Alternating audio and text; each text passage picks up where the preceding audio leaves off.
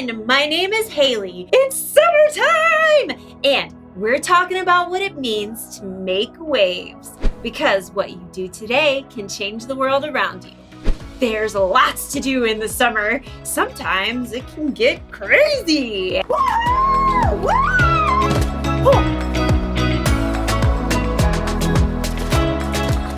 And sometimes you just want to go outside and relax and blow some bubbles.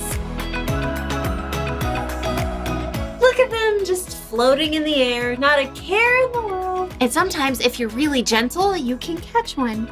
Oh. And if you're not, bye-bye bubble. Bye-bye bubble. In fact, the bigger the bubble, the more gentle you have to be. You can't be too crazy, or you'll just end up with soap all over the ground. But when you slow down, think about what you're doing before you do it, and don't lose control, you can make some big bubbles. In today's story, we'll hear about a time when the all-powerful, incredibly strong Son of God chose to be gentle. I'll see you soon. The Bible. It's 66 books of history, stories, letters, and poetry that fit together to form God's one big story. The epic adventure of how He created us and loves us so much that He made a way to rescue us. As we travel through the Bible, from Genesis to Revelation, we discover people who met God and found their lives changed forever. Now, for an amazing story. Inspired by the book of Mark, chapter 10, verses 13 through 16. As Jesus traveled, teaching and healing people, He grew more and more popular. Crowds gathered everywhere He went, and people clamored for His attention. Jesus' friends must have felt like they were on a wild ride some days.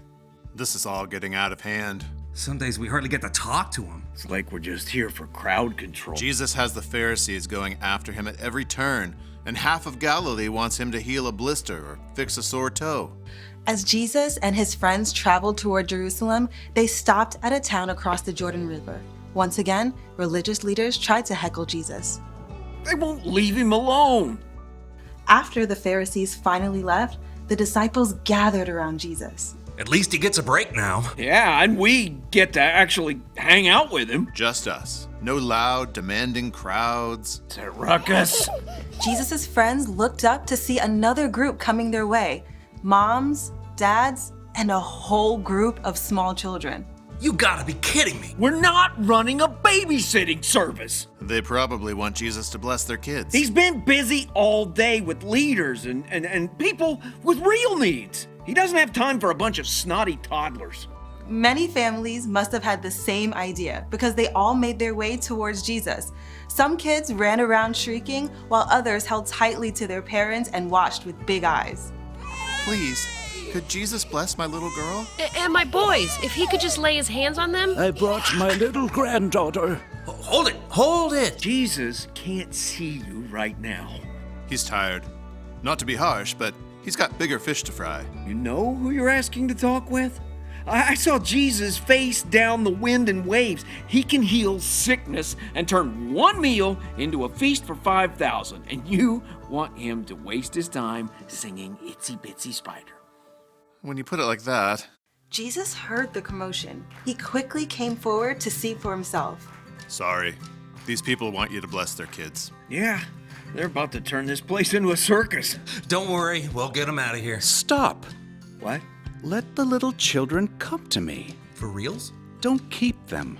God's kingdom belongs to people like them. Okay. Change of plan. Go ahead and bring your kiddos. Line up. Let's keep this orderly. There was something about Jesus that made every single child feel safe. They crowded around Him, laughing and talking and asking all of their questions at once. Jesus, I hurted my finger. See my boat? It goes swoosh underwater, but my daddy won't let me fish with him at night because it's past my bedtime. And do you like rabbits? Jesus, I want to play hide and seek.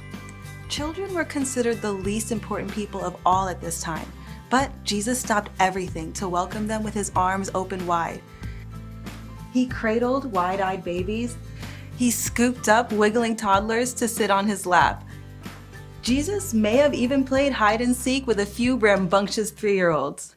I think he's actually enjoying this. He's really good with them. It's been way longer than he spent talking to the Pharisees. Jesus, who could command a wild storm to stop with the power of his voice, chose to gently rock a fussy baby. He blessed a 4-year-old as she told her epic story, and he may have even healed a few skinned knees. After a time, Jesus looked up to smile at his friends and the grown-ups who watched. What I'm about to tell you is true. Anyone who will not receive God's kingdom like a little child will never enter it. Us? Like kids? Jesus was not just showing the crowd that children were important. He was actually telling them that they needed to come to him just like those kids, full of imagination and ready for adventure, and with complete trust that all of their needs would be met. Looks like those kids need a couple more people for tag. I'm in. Why not? Jesus made it clear to his followers that every single child is valuable to God, and that God can give you the strength to be gentle.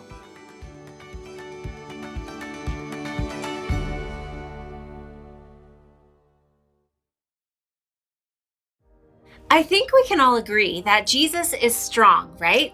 He healed the sick. He stopped a thunderstorm. He brought people back from the dead. And yet, Jesus took time to care for little kids. That takes gentleness. Gentleness is something we all need from time to time. Don't get me wrong, there's a time for crazy. Woo! Then there are times when you need to be gentle, like when you're around babies or little kids, or when you're around someone who's sick, or even someone who's really sad. Being gentle means taking the time to think about someone else's needs. It's slowing down, thinking about what you're doing before you do it, and not losing control. It's kind of strange, but it actually takes strength to be gentle. Like when you're super excited, woo! Oh, or when you're angry or frustrated. You have to be strong to really get yourself under control. And then you can make a big difference in the world. Woo, woo, woo. And if you don't think you've got enough strength to be gentle, check this out. When you put your trust in Jesus, God gives you the Holy Spirit to help. So, listen closely. Here's the one thing to remember today. God can give you strength to be gentle. See, you don't have to go crazy to make waves, but it's still fun sometimes. Yoo-hoo! Yeah!